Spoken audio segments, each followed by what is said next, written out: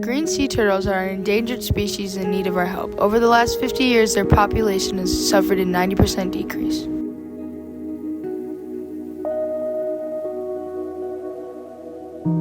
Due to the loss of nesting habitats, pollution, climate change, and human interaction, green sea turtles are endangered.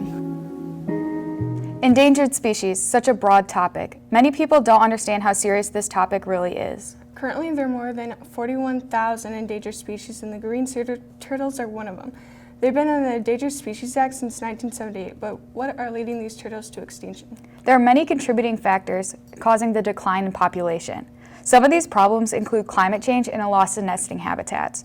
However, there are also things such as pollution and the illegal shell trade, along with commercial and recreational fishing gear that are human-caused and extremely dangerous to the species.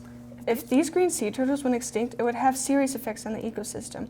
We would see decline in species that are dependent on coral reefs, and marine ecosystem would collapse. Sea turtles are very important. They regulate a variety of other organisms simply through eating them. Losing this creature is a scary thought, and to think that we are the leading cause is super sad. We were given the opportunity to further our knowledge on pollutants and its effects on wildlife by interviewing Zach Bates. Here's what he had to say. Hi, I'm Tagoa Henry, and I'm here with Zach Bates. Today I will be interviewing you and asking you questions about pollutants and its effects. First question, what is the biggest source of pollutants in our streams, lakes, and oceans? Yeah, so in all of our bodies of water, we have a ton of pollutants just everywhere, but one of the biggest sources we have is just our trash, our waste that we throw away. This could be plastics, this could be just any other trash, oils, chemicals, stuff like that. Following from that, how do the pollutants affect aquatic life?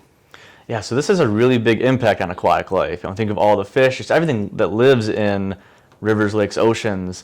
They're just kind of living in that trash, in that pollution. So they may eat these tiny plastics, they have to breathe the water, and so that gets in their system. So they can't really avoid it. We can kind of walk away from it or not look at it, but they're kind of trapped there. They have no choice. And the third question, how are humans playing an impact on pollution? Yeah, so we have a really big role, actually. Like I mentioned, a lot of the things that make up all this pollution in our waterways, it is our trash. It's things that we produce, we consume. So our plastics, think of single-use straws or plastic water bottles. That's all stuff that we put there, directly or indirectly. So we have a really big role to play, but we also have the important role of cleaning it up and having a positive impact on this pollution. What can we do to decrease the pollution rate? Yeah, so for our pollution rate, it's a really tricky subject because it's a really big issue that not one person is in charge of, per se. But one thing we can do just to decrease this is to reduce our consumption and our production.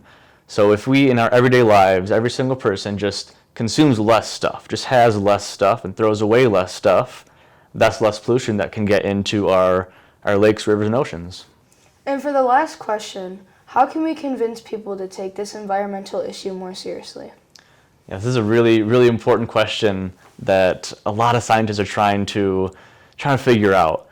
But I think one of the most important things that we need to remember about this issue in general is that it's all of our issue, right? This can be the possibility of unifying a lot of people for one common cause, right? It's not like one person against another person or anything like that, right? We all want to protect our nature and have beautiful places to visit and live in, right? So the more we can do together and kind of come together as a team, we're going to get the job done a lot better.